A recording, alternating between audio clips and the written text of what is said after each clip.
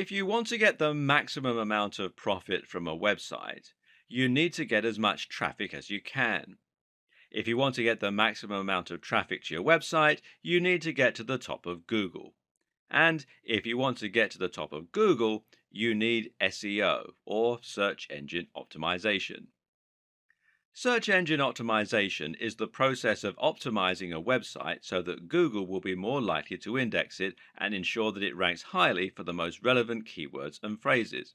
For example, if you have a website that sells hats, then you might try to get it to rank for the phrase buy hats online.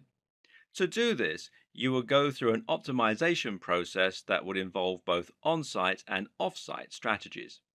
With any luck, you would eventually be able to get your website to the top of the SERPs, that's the search engine results pages, for that term, and thereby attract a huge amount of traffic.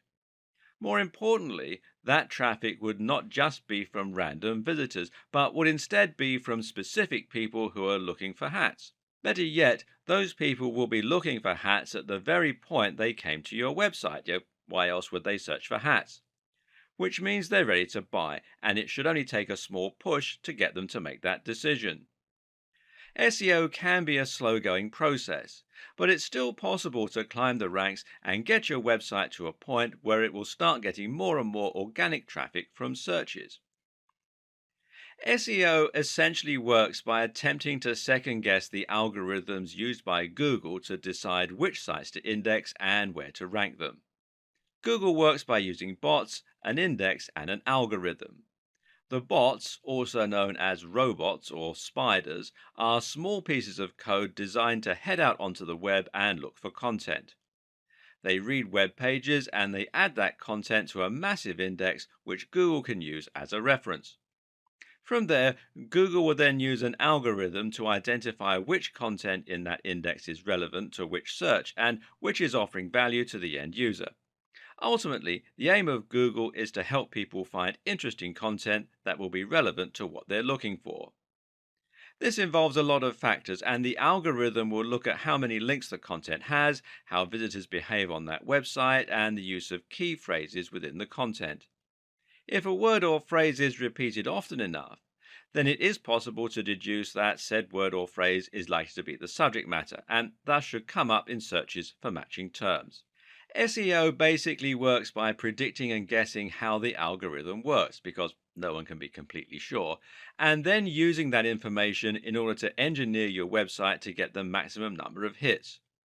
It means gaming the system, and this in turn can allow you to trick Google into believing that your site should be number one. Of course, it's not quite that simple though, and actually, as we dig deeper, we'll see there are other more efficient ways of looking at SEO. Apart from anything else, Google is constantly updating its algorithms, usually with words beginning with P like penguin, panda, and pigeon, and that means second-guessing Google can get you into trouble. Being effective at SEO means having an up-to-date understanding of how it works and knowing the core principles that underpin the different strategies. That's where this video series comes in. Keep watching and you'll learn which old, outdated strategies you need to avoid, how to work with Google to get the very best results, and how to future-proof your site for upcoming changes. This is the modern guide to SEO for modern marketers and site owners. This is your SEO Bible and your key to unlocking incredible success on the web. We're going to start this series with a little history lesson. Why? Because understanding how SEO used to work, how it has progressed, and what you now need to avoid is a very good way of creating context and helping you to understand what SEO means today. When SEO was first born, Google's algorithm was a lot simpler and manipulating it to your own ends was a lot easier as a result. Back then, Google looked at two key factors in determining its rankings. Those factors were keyword density and links profile. Your links profile, also called your backlinks profile, is essentially determined by how many links you have pointing to your website coming from other sites. This serves two important roles. Firstly, links help Google's robots to find your website. Bots crawl the web by reading content and following links from one site to another. If you have a link on a site that Google has already indexed, then this will allow it to find yours and add it to the network. At the same time, Google views links as testimony, assuming that a website would only link to another website if it thought said website was good and had something valuable to offer its users. Google would also assume that if you have links from 20 websites about hats, then your site is probably going to be about hats as well, especially if the anchor text has your search phrase in it. The other factor was keyword density. Keyword density meant how many times your website would repeat the words that you were trying to rank for. The more content you had and the more often you repeated the same phrase throughout that content, the more likely you would ultimately be to get ranked for that search term and to show up high in the SERPs. Of course, it was also important to research the keywords and to make sure they were actually being searched for.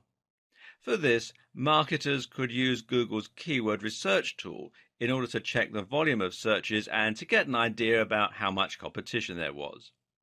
A savvy optimizer would then be able to look at terms with the highest search volumes and lowest amount of competition and then try to rank for those phrases specifically. This simple algorithm makes a lot of sense in theory and should have helped Google to find content that people will be looking for quickly and easily. It would read the content in order to see which site was the most relevant for that term, and it would look at which sites had the most links from other websites. But the problem was, people eventually cottoned on to the way this worked and began to take advantage of it.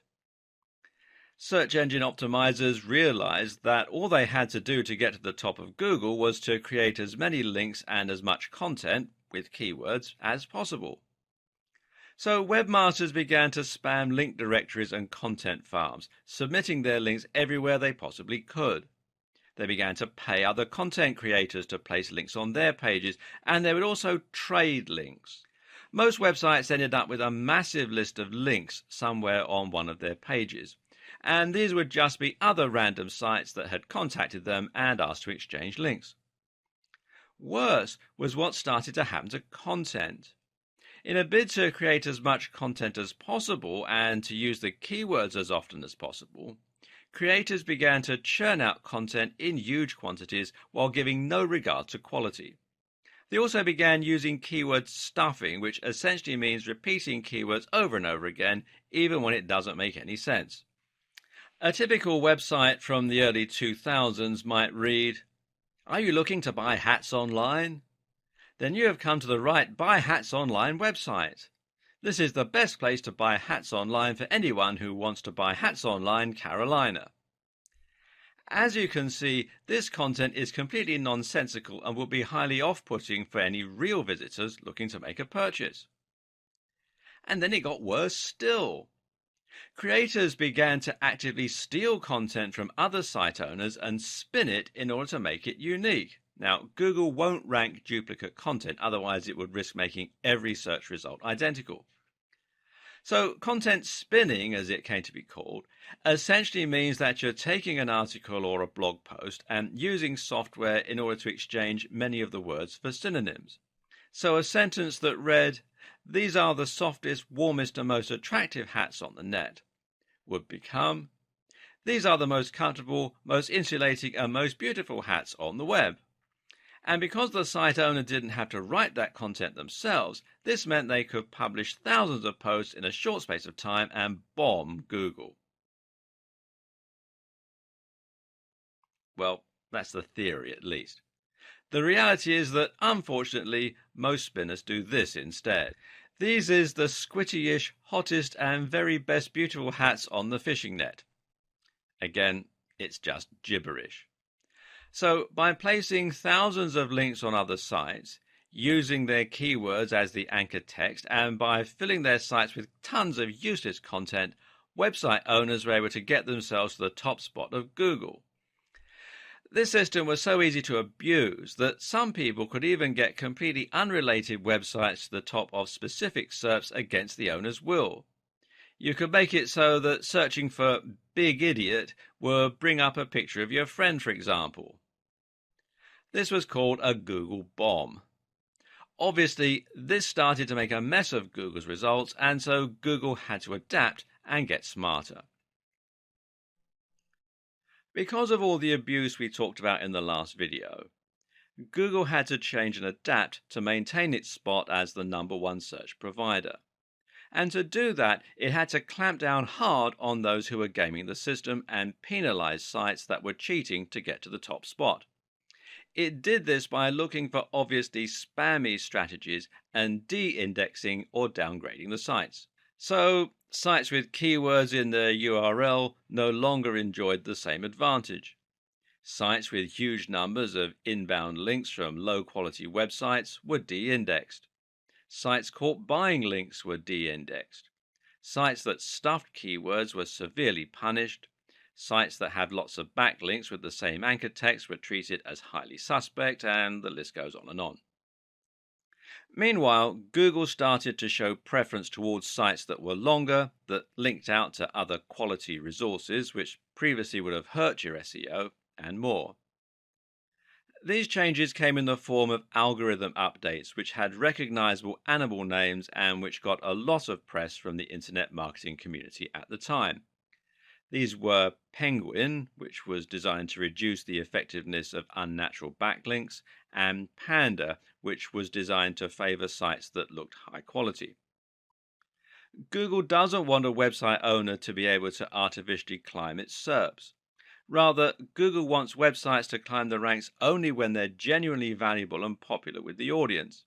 It wants to see natural, organic links that you haven't paid for, and it wants to see deep, relevant, and interesting content. The old techniques that were once used to spam Google became known as black hat SEO, and the industry entered a dark period. It's hard to overstate just what the impact of these algorithms changes had on the SEO industry at the time, and on countless other industries as well. These changes ended up completely de-indexing massive websites overnight. Sites that had followed conventional wisdom to get to the top spot on popular search were now completely de-indexed, cutting off the vast majority of their traffic and sales. This led many to proclaim that SEO was dead, that it was no longer possible to game the system because you would be penalized for buying links or for stuffing keywords. And even if someone could break Google's new algorithm and work out a new way to game the system, it would only be a matter of time until Google changed its algorithms again. The industry as a whole was in trouble, and SEO became a dirty word. Many people felt that SEO and black hat SEO were synonymous, and more people began to turn to social media for marketing, with the likes of Facebook and Twitter massively on the rise. But was SEO really dead? Not at all. It was just going through a metamorphosis. SEO is not the techniques we use to get our sites to the top of Google. SEO is simply the objective of getting to the top of Google. Any technique you use to try to get more attention from Google could be considered SEO. So, if Google wants us to create a high quality website, then creating a high quality website becomes SEO. The hard part is just unraveling what Google's idea of a high quality website should look like. Keyword research is still useful, for example, but we now know that Google doesn't want us to overly stuff our websites with those search terms. Instead, the recommendation hovers at around 1 to 2% keyword density. So, if you write a long article and include the search term a few times, that should be enough, as long as it's also in your code a little or in your file name. It's also worth noting that Google looks for keywords in specific places in your content and gives those extra value. Google will consider it a strong sign if your keywords are used in your headers or in the first paragraph of your content. Google also looks for synonyms, though, and related language, which is something that we'll discuss more later on. And it no longer cares about how many links you can get. It cares far more about how high quality those links are. So, if your links are from lots of highly trusted websites, then you'll find it does great things for your ranking. Google is also now looking at things like bounce rates, how long someone spends on your website, and it's looking at how your site renders on mobile and how quickly it loads. You can now get penalized for typos and mistakes. And Google is also looking at social sharing signs. If you have lots of plus ones from Google Plus, for example, then this can have a large positive impact. In short, Google is looking for signs of quality, relevance, and great design. At the end of the day, Google does not care about you as a content creator. You're not Google's customer. Google's customer is the end user who searches for a key phrase because they want to get relevant information or find the answer to a question. So, if you forget the specifics and instead make your aim to deliver high quality content consistently targeted towards a specific subject matter, then your goals will be aligned with Google. That means Google will want to share your content with its users. And it means that each update and change Google makes should actually benefit you as a creator. This is what good SEO is about today. Forget trying to trick Google and instead think about your users and think about working with Google. Regardless of all the changes that have happened, it's still possible to separate our SEO into largely on page and off page. I'm going to talk about on page now and off page in the next video of this series, but both are important. On page, of course, refers to all the strategies that you can use within your pages to get Google interested in your site. This begins with content, and it begins with having a stronger understanding of the subtle changes Google has gone through in recent times. One of the first things you're going to need to do is to fill your site with great content and to use your keywords throughout.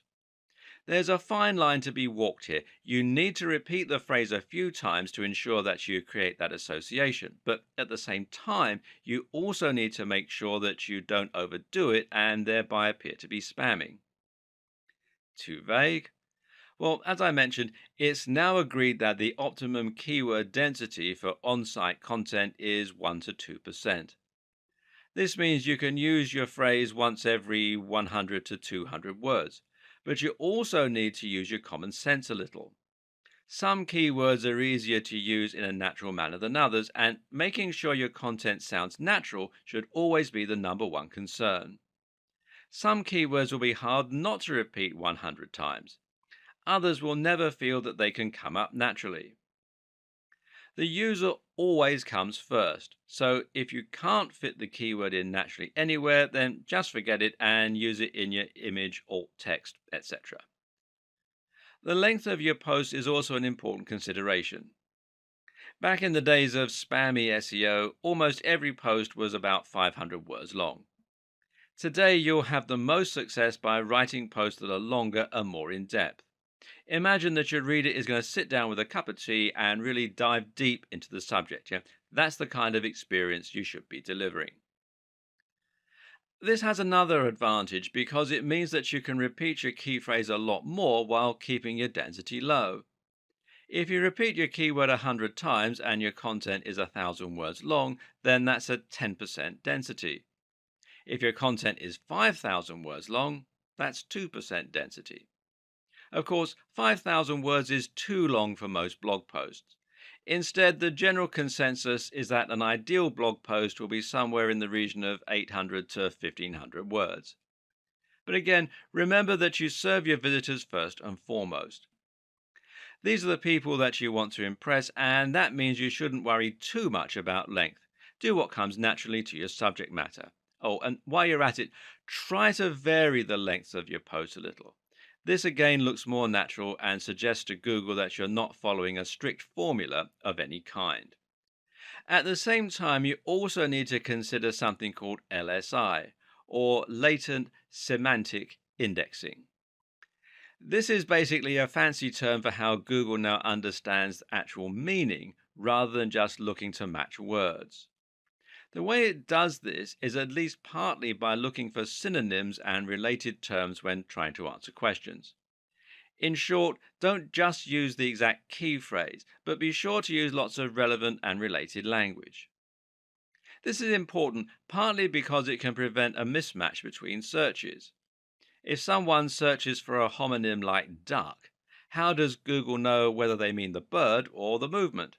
Simple, by looking for related terms like duckling and feather, or perhaps dodge and dive. At the same time, the use of synonyms and related language again shows Google that there is a lot of content revolving around the same topic. It's not just a case of having mentioned the search term a few times in an otherwise irrelevant piece of writing. So, if you're writing about bicep workouts, then you need to make sure to include lots of related language like arms, triceps, dumbbells, training, weightlifting, etc. Doing this will confirm the subject matter of your site and will look a lot more natural and useful than if you just use the phrase. And for the same reason, it can also be a good idea to use variations on your key phrase and to have secondary search terms. For example, if your key phrase is build massive arms, then you should also try to include the terms build big arms, build big biceps, get big biceps, etc. Google now knows that this means the same thing, but won't be as likely to penalize you for keyword stuffing. It also makes you look like a better writer for your visitors. Essentially, try to keep in mind that Google no longer works by trying to match the search terms exactly in your content. You can see this yourself when you search Google. Search get big arms, and many of the results that come up won't actually include those precise words. Likewise, linking out to relevant sources might help Google to better understand the topic of your pages and posts, while also demonstrating that you're trying to provide extra value to your visitors. On that same note, you should also look at rich snippets. Using structured data, you can highlight to Google certain key elements of your content, like recipes, dates, company names, scores, etc. This helps Google show some of that information in the SERPs, the search engine results pages, and thereby attracts more visitors to your site. There are plugins which will let you do this easily, or you can do it through meta tags. Either way, you'll use this to do things like highlighting the ingredients in a recipe, or the show times of a play, or the score in a review. This is important because it lets Google understand your content even better than it is already able to do. Google is no longer just a search engine, but rather an AI. This is the direction that Google is heading, and being able to understand and utilize this might just be the key to SEO success in the future. Right now, using structured data and rich snippets will allow information from your site to appear right in the SERPs. This way, if someone searches for a recipe, they'll be able to see the ingredients for your version before they even click on your link. This means your listing will take up more space and demonstrates the value of your site. In turn, this means you're going to attract more clicks than a site without that information. The next element of on-page optimization is the site design itself. Using breadcrumbs, for instance, can help a lot, as can using alt tags for your images so Google knows what they are. More important is the actual function of your website. Does the page load quickly? Is it mobile friendly? Mobile friendliness in particular is something you absolutely cannot ignore today. In terms of the actual design and function of your website, the main goals are to ensure that your site will load quickly and that it will look great on mobile. Again, this helps to keep people on your site longer because it will be enjoyable for them to be there. Avoid using too many plugins which will slow you down, and try not to inundate your visitors with adverts and popovers. Did you know that using light colors like light blues can actually help to keep people on the page longer by making them feel more relaxed? Consider this when picking your theme. Likewise, choose a theme that will adapt to the size of the display viewing it, and make sure you take advantage of things like caching to keep your site nippy. Themes that do this are called responsive insofar as they respond to the shape and size of the display they're being viewed on. This works by removing certain elements, by rearranging menus, etc., and by shrinking images. Note that mobile friendliness also means things like having large buttons, which are easier to click with a finger rather than a mouse, and avoiding mouse over drop down menus that, again, can't be operated on a mobile without a mouse. The best way to ensure that your website is responsive, that it looks the part, and that it will encourage the maximum engagement is to use WordPress. WordPress is a CMS, that's content management system, that makes it incredibly easy to build a responsive website and then add a custom theme that you've downloaded, either free or paid, or made yourself. Using WordPress removes much of the guesswork and makes it very easy for you to implement new layouts and even add things like rich snippets by downloading the right plugins. There's a massive online community to support your development, and the tool is used by many of the biggest sites on the net, meaning that it is a proven quantity as far as SEO goes. And you can find more here at WordPress.org. Seeing as WordPress is free, you're actually really making life harder for yourself by using anything other than it to build your website. Check your mobile friendliness on this site here, which is search.google.com/search console/mobile friendly, and your page speed on this site here, which is developers.google.com/speed/page speed, all run together as one word, /insights. As I mentioned, there are a few miscellaneous tips that can also help to improve your on-page SEO. For example, it's generally accepted that using copyright notices and legal disclaimers can be seen as a positive sign by Google that these will make your website look more professional and more like a real business. Think as well about how you're going to help Google find the content within your site. Having a sitemap can be very helpful for indexing, for example. And you need to avoid using images that have text in them, and definitely avoid the use of Adobe Flash, seeing as Google is unable to read that type of copy. You can also insert your search terms into your site code by including in file names, the file name of an image, for example, and including it in the permalinks. Now, these are the URLs of specific pages, which should match the title of your posts.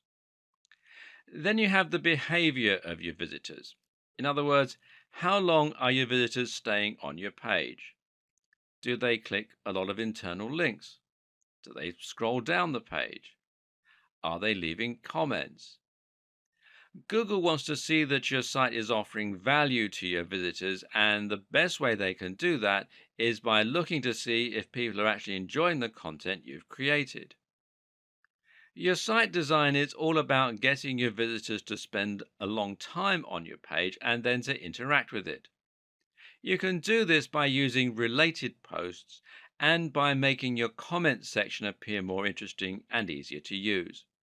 But you should also do it by simply ensuring that your site looks great, performs well, and is filled with interesting and relevant content.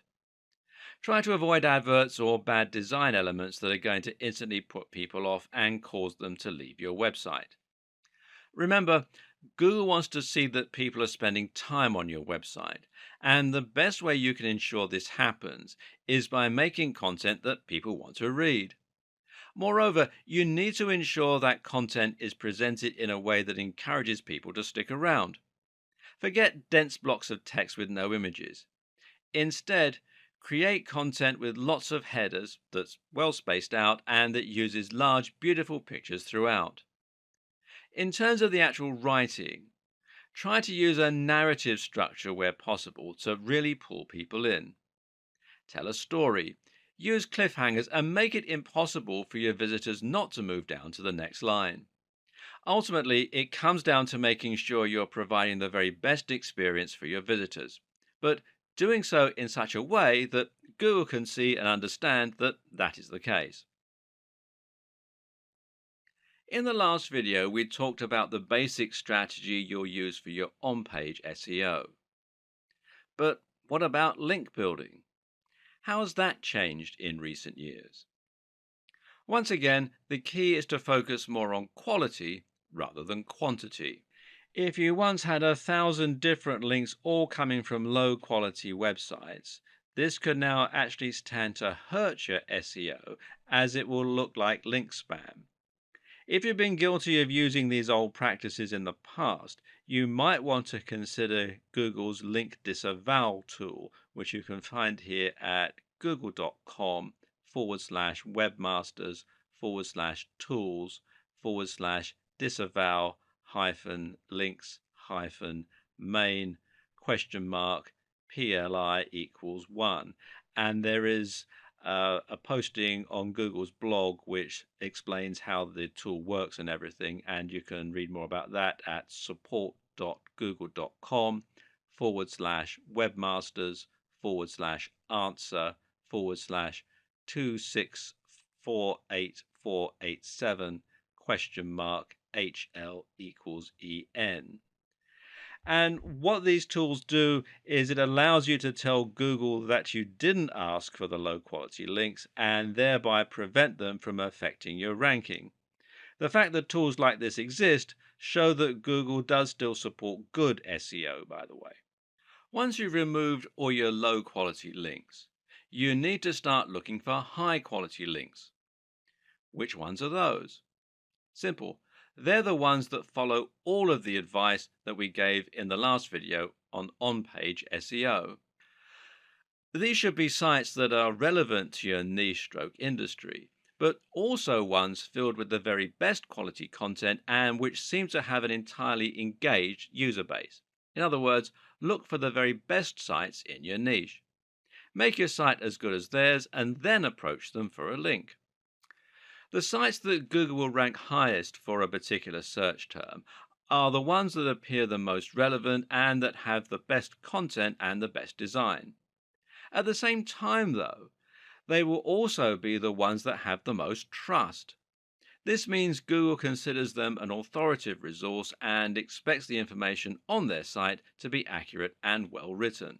This is something that sites like Moz have tried to quantify with terms like trust flow. However, there's no defined method of determining a site's trust, and instead we have to infer the best strategies for building trust, as usual. What we do know is there are some sites that Google trusts absolutely implicitly. These are sites like harvard.edu, BBC News, etc. And how does it know it can trust them? Well, the current understanding is that Google will trust sites which either have a very well organized brand name, like the BBC or The Verge, or sites that have .edu or .gov domains. So, how can the rest of us thrive? Well, simple. We try to get links that come from those highly trusted resources. If you were able to get a link from BBC News, for example, this would absolutely transform your success. You would find you got hundreds of thousands of visits to your site simply from people clicking on your link, and this would result in hundreds or even thousands of dollars in AdSense and sales overnight. Meanwhile, if the content that was linked to was good, thousands of these people would post your link and share it. And more importantly, Google would sit up and take notice that the BBC had linked to your site.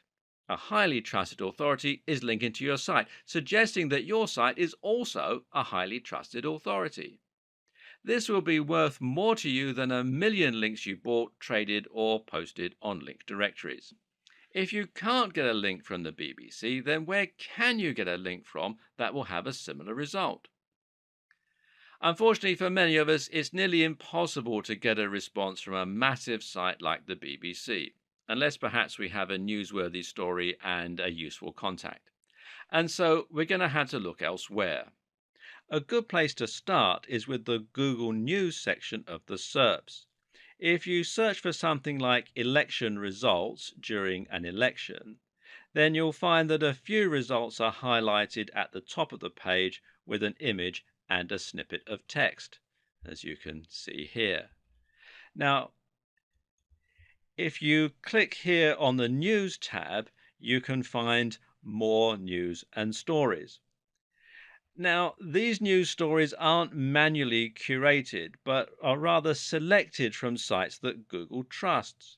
If a site is in Google News, then it's a pretty sure sign that that site has made it, especially in a competitive niche. and thus it shows you exactly where you need to be getting your links from. If you can get links from any of these sites, then you're going to get almost the same boost as you would get from the BBC, although to a lesser degree. But how did these sites make it so big? Perhaps they got links from the BBC, in which case you're getting some of the benefit via their link to you. And the same thing would happen if they had a link from a site that had a link from the BBC. Try to think of this as a game of degrees of separation. You might struggle to get in touch with the very biggest authorities on the web, but if you can indirectly trace a link back to a big site, then you'll enjoy more love from Google the closer that relationship is. Chances are that you already know what the biggest sites in your niche are. These are the sites that are household names and that everyone goes to when they want information on your subject. Chances are they're also the same sites that end up in Google News. And because they're so big, they've probably got links coming in from other big sites. So, how do you get these big sites to answer you so that you can get some benefit from their links? And seeing as you're no longer allowed to buy links or do link swaps, how do you get them to link to you? Well, generally, the answer that most SEO experts recommend is using guest posts. A guest post is like a link swap, except that instead of swapping a link for a link, you're swapping free content for a link. Your job is to scope out sites that might be responsive to a message from you. Look at the type of content they publish and then write a post that's along the same lines. You then contact the site owner by email and show them your content, asking if they would like to publish it.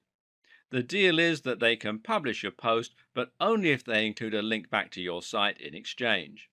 They can do this by putting your link and bio in an author box, or they can do it by including your link naturally in the content of the article. By embedding the link this way, you make it look a lot more natural and you can send even stronger signals about the topic of your post. And remember that it's also highly important for the topics of sites linking to you to match the topic of your site. And this way, you're not only posting on a site you chose in your niche, but you're also filling it with a directly relevant post. This is a fantastic way to build links, but there are a few caveats. The first is that you still need to be careful. Matt Cutts, who used to work on Google Search, has made it clear that the overuse of guest posting can still lead to penalization. This is still a form of link manipulation. Likewise, you need to be careful about constantly using the same anchor text and generally being predictable. Mix it up. Finally, consider that it will still be hard to get an answer from top influencers in your niche. The solutions include making sure that your content and the sites you're linking to are great quality so that the creator will be happy to be associated with them, delivering real value in the guest post, spending some time developing a relationship first, perhaps by sending some emails and maybe by leaving some comments on their blog, starting relatively small and working your way up. Look for blogs that are just ahead of yours. Each time you succeed, your site will get bigger and you'll be able to approach a slightly bigger influencer next time. Use your existing contacts. Maybe you have a friend who owns a blog. Network in person. And for making a big impact, nothing beats the power of actually meeting a blogger or a site owner in person and making a connection that way. Go to SEO networking events and generally don't be afraid to pick up the phone. A key lesson to apply to pretty much every aspect of SEO is not to get carried away when you find ideas that work. For example, just because quality is key, that doesn't mean that you need to disavow every low quality link and only ever build links from the top sites. Why? Well, you guessed it. It looks unnatural again and actually looks like manipulation. Take a look at sites like the BBC and you'll see that they have a huge and highly diverse link profile. They'll have links from massive sites but also tiny spam sites.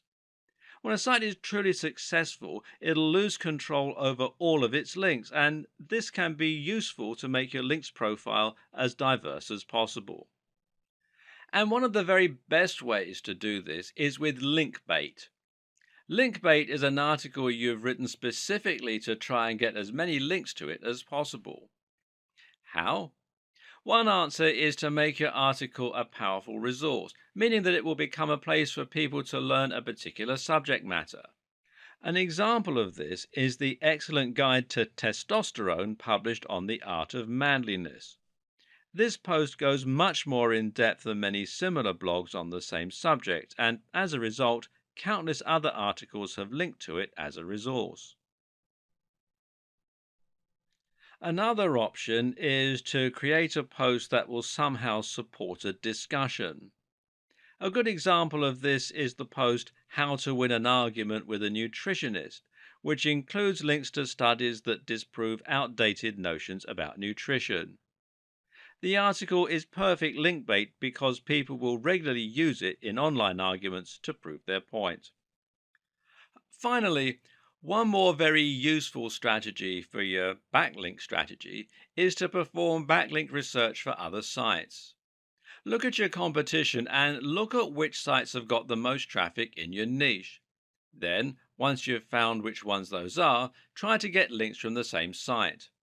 Not only does this method ensure that you're going after the right links that have a proven track record, but it also helps you to find links that are likely to allow guest posts. Good SEO means forgetting SEO and concentrating on your user. It also means forgetting SEO insofar as you're going to be trying to merge your different marketing strategies to create one bigger approach. It means trying to write amazing posts and share them on SEO so that you get more links, and it means writing great content that keeps people on your page longer. Stop thinking in terms of SEO and social media marketing, and instead think about your SEO in terms of content marketing. Regardless of your strategy, there is no doubt that content is absolutely the most important asset when it comes to attracting traffic and impressing Google. But just what is content marketing? Content marketing is about creating content that will help Google to find your site and posts and to ensure you rank highly in the search engine results pages. While this is a powerful and useful effect, though, it's actually only one part of what content marketing is all about. At the same time, content marketing is about building a relationship on your site and ensuring that people begin to trust what you have to say. It means demonstrating your knowledge and point of view to the point where people seek you out as an authority. Once you get to that point, you'll be considered an expert in your field and you'll be able to greatly influence your audience, possibly influencing their buying behavior. So, how do you get to this point?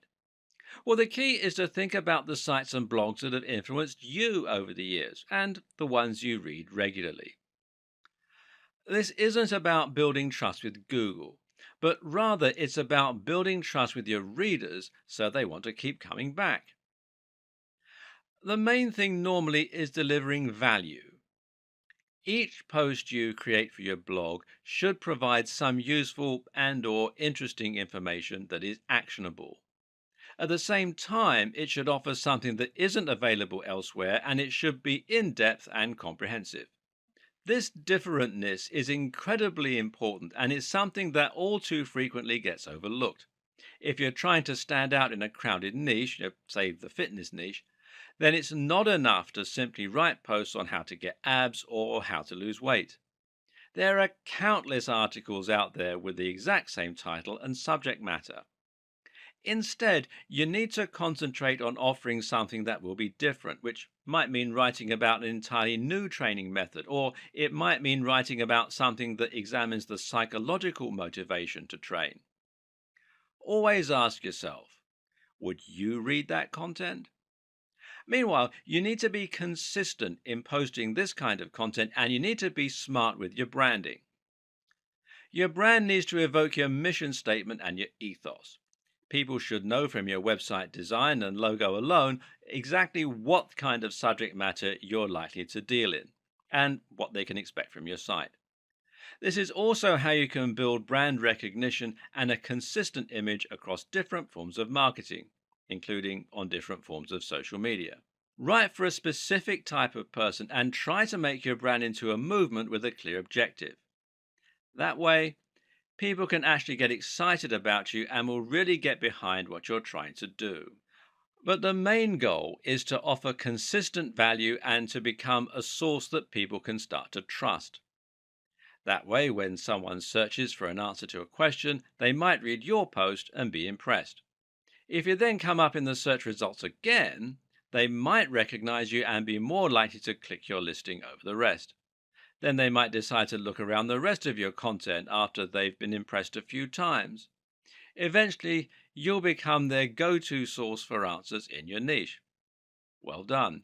You just won at content marketing. The key is to consistently deliver value so that people come to your site for answers. And this is also, ironically, what will get other good sites to link to your site. This is the perfect example of emergent SEO. In this case, you're working with Google by writing amazing quality content, and Google is rewarding you. This is how you truly grow in an organic way. And content marketing like this also makes a lot of sense from a business perspective. That's because people will be much more likely to buy from you if they recognize, know, and trust your brand. If all of this is sounding a little complex, you might be considering skipping the hard part by outsourcing your SEO. But can you trust an SEO company to do the best possible job for your site and for your brand? While there are a ton of great SEO companies out there providing valuable work and helping companies to reach new heights in terms of their exposure and profits, the unfortunate fact of the matter is that there are probably more not so great SEO companies. These are the companies that didn't get the memo when Google changed. They're the companies that still insist on keyword stuffing and link spam. Worse still are the companies that knowingly don't do anything and just take your money. And the problem is that it isn't easy to tell the two apart. How do you know if your SEO company is offering great value for money or whether it's actually just twiddling its thumbs and sending you large invoices every few months? Now, this isn't a problem you face with most other industries. If you hire someone to paint your fence, then at the end of the day, you can see the work they're doing and you can decide for yourself if you're getting your money's worth. Ultimately, your fence is either going to be painted or it isn't. There are no half measures. The same is true for cleaning companies and marketing consultants and for accountants. But when you hire someone to do SEO, you actually can't see the results right away. It can take months for SEO to have a positive impact on your site's ranking, and even when it's been done well, there's no guarantee you'll get to page 1. And worse, most people don't have a comprehensive knowledge of SEO, and so they don't know what the companies should be doing to help them get the best results. How can you check on someone if you don't know what they're meant to be doing? In fact, even if you handle SEO yourself, it can still be hard to know if it's working or not. There are some metrics and tools you can use to measure how well your site is doing, though, and I'll talk about them in the next video. Because some SEO tactics take a while to bring traffic to your site, sometimes it's hard to track whether your SEO campaign is working or not, especially if you're outsourcing the process to an SEO company. One thing you can do, though, is to ask the SEO company to provide you with the metrics regarding the SEO campaign, and some of these metrics can be more useful than others. You can ask for the number of links that have been built, for instance. Ask for the page rank of the pages where those links have been built, although page rank is now largely a depreciated measure. And use everything you've learned in this video series to ensure that those are high quality links and not just link spam. You need to think about long-term results, not a short-term boost. And you can track changes in your position in the SERPs, that's the search engine results pages. Many SEO companies will use tracking software which lets them see your site climbing the rankings for different terms over time. They can use these to deliver you a report showing how your site has climbed since their intervention. If you're handling your own SEO, you might still choose to use a tracking tool in order to keep an eye on your success over time and ensure that your efforts are getting results. But what does any of this tell you? Because here's something else to consider. Getting to the top of Google is not the end goal. Even if you get to the top of Google, there's no guarantee this will bring more profits for your business because you need to ensure that the people finding your content are targeted and that those people are converting. Or, to put it another way, all that really matters is the bottom line. If you're a business and you're paying for SEO, you'll need to know that you're getting more sales because of that SEO and you're earning more money. This way, the SEO is offering ROI, which means it's been money well spent. Savvy companies track the ROI of their SEO spend by using a tool called Google Analytics. This is the most well known analytics tool for webmasters and marketers, and one particularly useful feature it has is the ability to set a goal and then track the traffic that makes it to that goal. If you're trying to sell a product, your goal might be the thank you page people get directed to after a purchase. This allows you to see not only that you're getting more traffic, but also that you're getting more targeted traffic that's actually converting. Better yet, Google Analytics will be able to tell you where those converting visitors come from. And specifically, you'll be able to see if someone who used your search term eventually ended up buying your product. These are people who have bought products from you because of your SEO efforts. If you hire an SEO company to help you rank for a certain search term, you're probably missing the point. A better way to approach this is to hire an SEO company to help you increase your profits or your brand awareness. Thus, the very best SEO companies are those which use a combination of different marketing tools, combining everything from SEO to social media to brand management. Part of this is choosing the right search terms.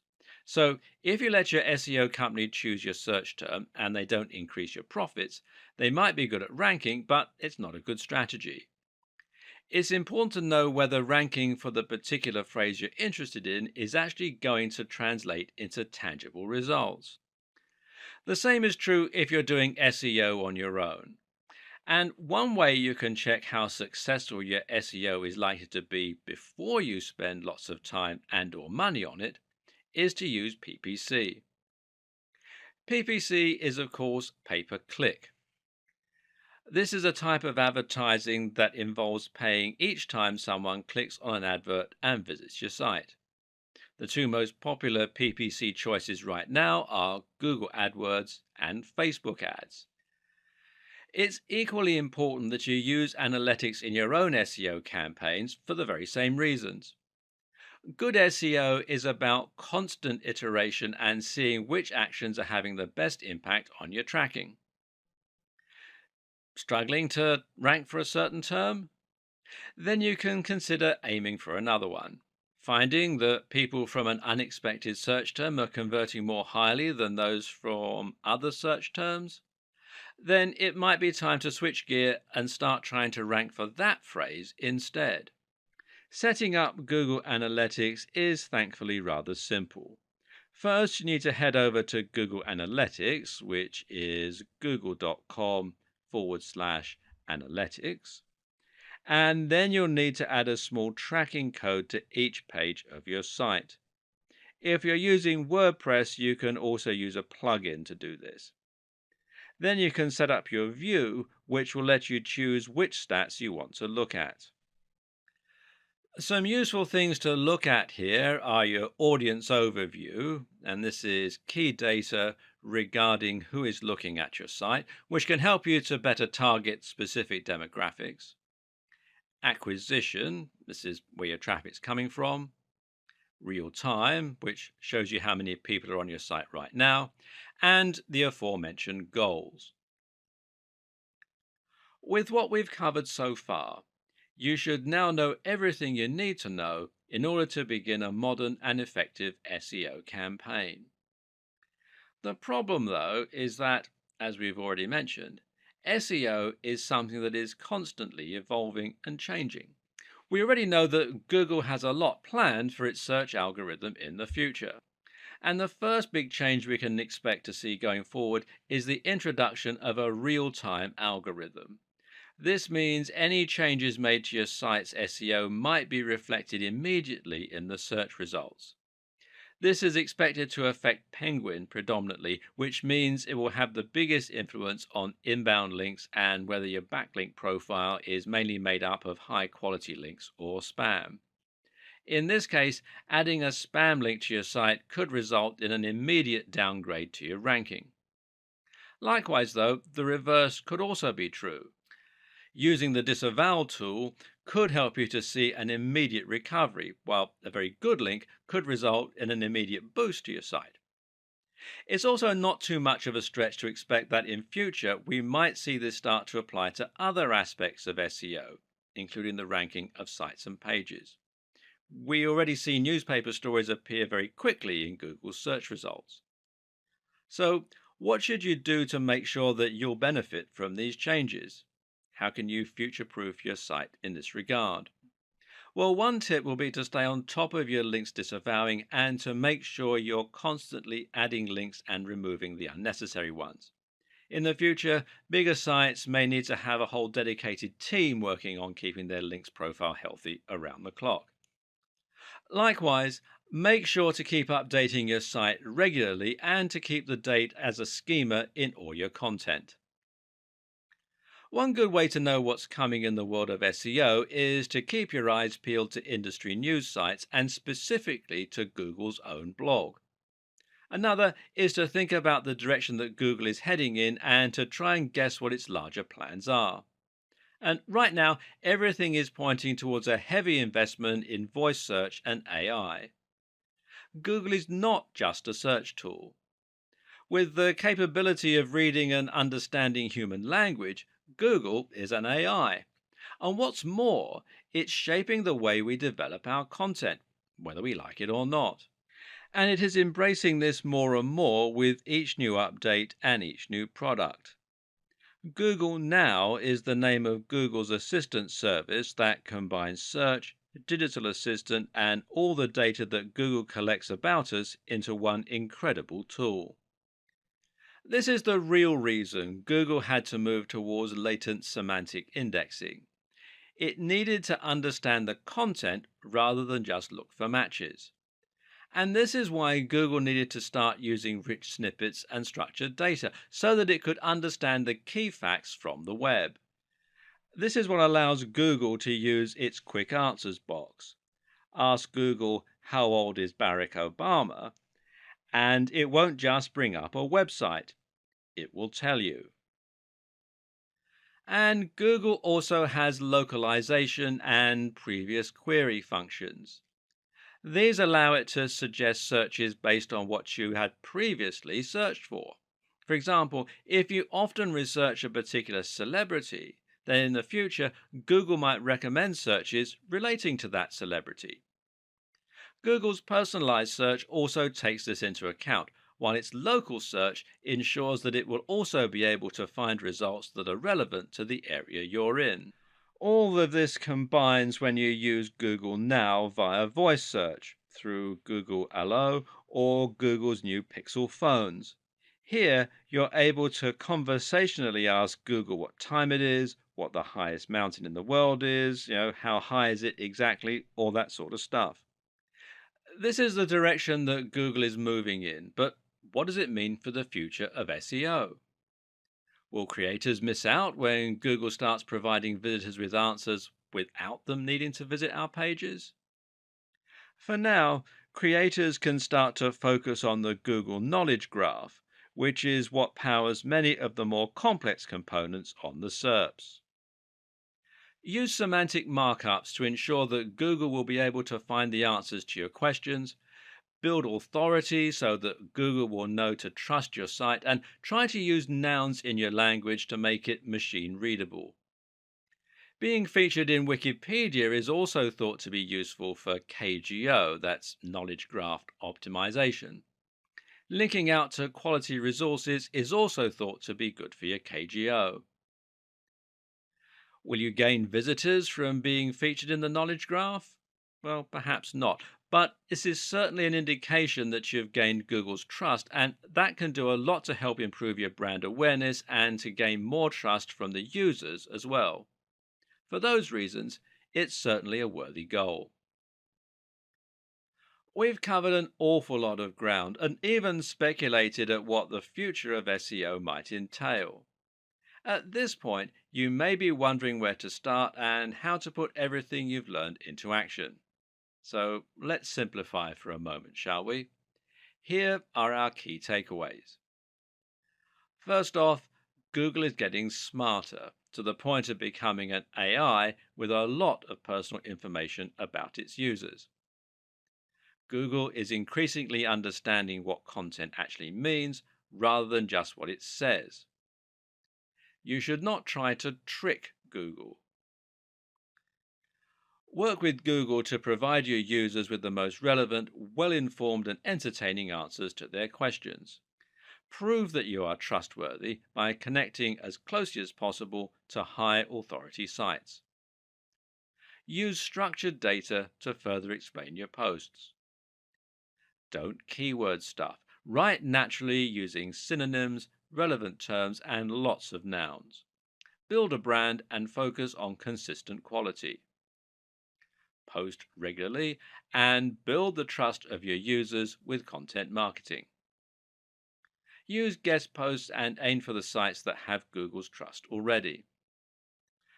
Think of SEO as one small part of a much more cohesive marketing strategy.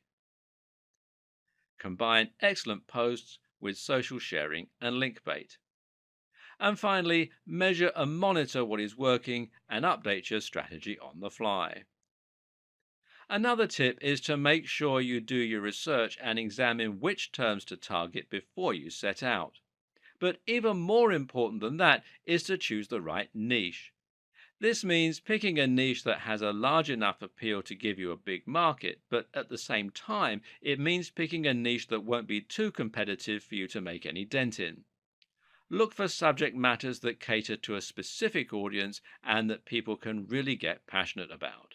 And make sure that you are passionate about it too, because when you really love what you're writing about, all the high quality content, all the great connections, and all the consistency really come to the fore. Stop looking for quick wins and focus on building a trustworthy brand filled with incredible information.